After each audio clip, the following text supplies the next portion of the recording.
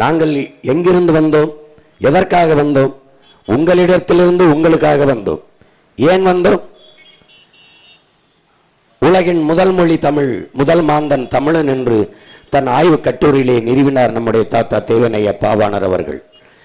தமிழ் மொழி 50,000 ஆண்டுகளுக்கு மூத்தது என்று உலகில் பல்வேறு மொழி அறிஞர்கள் எல்லாம் அதை ஆய்விலே நிறுவுகிறார்கள். ஆதி மொழி தமிழ், நன்கு கட்டமைக்கப்பட்ட மொழி தமிழ், உலக மொழிகளின் தாய் தமிழ். பல்வேறு மொழிகளுக்கு கலை சொற்கள், உயிர் சொற்கள், வேர் சொற்களை தந்த ஒரு தாயின் தாய்மொழியாக தமிழ் இருக்கிறது. உலகில் எந்த மொழியின் துணையும் இன்றி தனித்து இயங்கக்கூடிய உயர் தனி செம்மொழியாக நம் மொழி தமிழ் இருக்கிறது. அந்த மொழி கண்ணு முன்னாடி சிதைந்து அழிந்து போனது. தமிழோடு சமஸ்கிருதம் கலந்து கலந்து பேசி 1800 ஆண்டுகளுக்கு முன்பு கன்னடர்களாக பிரிந்து சென்றோம். 1600 ஆண்டுகளுக்கு முன்பு தெலுங்கர்களாக பிரிந்து சென்றோம். 15ஆம் நூற்றாண்டிலே நாம் மலையாளிகளாக பிரிந்து சென்றோம். அதன் பிறகு துளுவர்களாக பிரிந்து சென்றோம். ஒரு பெருத்த தேசிய இனம் மொழி கலப்பிலே பிரிந்து பிரிந்து சென்று சிதைந்து அழிந்தது. எப்படி? சோறு இருக்கும்போது சாதம் என்றோம், மகிழ்ச்சி இருக்கும்போது சந்தோஷம் என்றோம், வணக்கம் இருக்கும்போது நமஸ்காரம் என்றோம். இப்படி பேசி பேசி நாம் சமஸ்கிருதம் கலந்து கலந்து எது தமிழ் எது சமஸ்கிருதம் என்று தெரியாமல் கலந்து கலந்து பேசி நாம் இப்படி மொழி கலப்பால் பிளந்து பிரிந்து சிதைந்து அழிந்தோம். இப்படித்தான் இமய வரை பரவி இருந்த நாம் காலடியில் குறுக காரணம் இதுதான். சேர சோழ பாண்டியர்களில் சேர மன்னனின் நிலப்பரப்பு எது? சேர மன்னன் ஆண்ட பகுதி எது? எது? சிலப்பதிகாரத்தை எழுதிய இளங்கோவடிகள் எந்த நாட்டின் இளவரசன்? சேர நாட்டின் இளவரசன். சேர நாடு எது? இன்னைக்கு மலையாளம் பேசிக்கொண்டு கேரளாவில் இருக்கிற மக்கள் சேர நாட்டின் பிள்ளைகள்.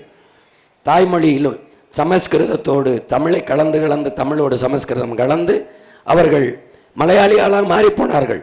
500 ஆண்டுகளுக்கு முன்னாடி மலையாளம் என்கிற மொழியே கிடையாது. அந்த நிலப்பரப்பை இழந்தோம். ஆனால் இன்று என்ன நிலை?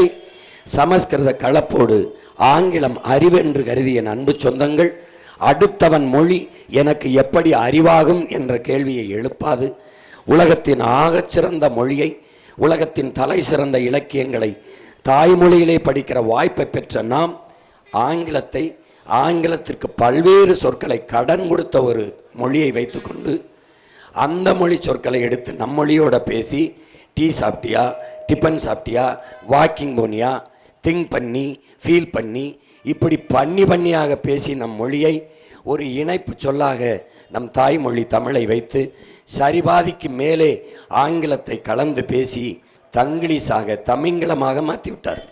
இங்கே கடத்தெருக்களில் பாருங்கள், MM சில்க்ஸ், அந்த ஸ்ரீ மாதேஸ்வரா ஜுவல்லர்ஸ். அப்போ நகைக்கடை கிடையாது, பொன்னணி மாளிகை கிடையாது. தூய தமிழில் சொற்கள் இருக்கும்போது ஆங்கிலத்தை கலந்து கலந்து தமிழில் எழுதுவார்கள், உச்சரிப்பு ஆங்கிலம், ஆங்கிலத்தில் எழுதுவார்கள், உச்சரிப்பு தமிழ். இதுதான் தமிங்கிலம். தெலுங்கர், கன்னடர், மலையாளி, துளுவர் போல நாம் தமிழர்கள் இல்லை, நாம் தமிங்கிலர்கள். இது ஒரு புது இனம். தமிழன் பேச்சில் இருக்காது, தமிழன் எழுத்தில் இருக்காது, தமிழன் நாட்டில் இருக்காது, அதிகாரத்தில் இருக்காது, வழிபாட்டில் இருக்காது, கல்வி பள்ளிக்கூடங்களில் பயிற்று மொழியாக, கல்லூரிகளில் பயிற்று மொழியாக இல்லை, ஒரு பாடமொழியாக கூட தாய்மொழி இல்லை. தாய்மொழியை விட்டு வெளியேறி விட்டார்கள் தமிழர்கள். மொழியை சிதைந்து அழிய கொடுத்த இனம் வரலாற்றில் வாழ்ந்ததாக செய்தி இல்லை. அப்ப சிதைந்து அழிந்து கொண்டிருக்கிற என் தாய்மொழியை மீட்க தமிழ் மீட்சியே தமிழர் எழுச்சி என்கிறார் தாத்தா தேவனைய பாவாணர். அந்த என் தாய்மொழி சிதைந்து அழிந்து போனதை மீட்சியுற வைக்க, தமிழரை எழுச்சியுற வைக்க தமிழர் ஆட்சி அமைய வேண்டும். அப்ப என் தாய்மொழியை மீட்க காக்க வேற வழியின்றி அந்த தாயின் பிள்ளைகள், இந்த தலைமுறை தமிழ் பிள்ளைகள் வந்தோம்.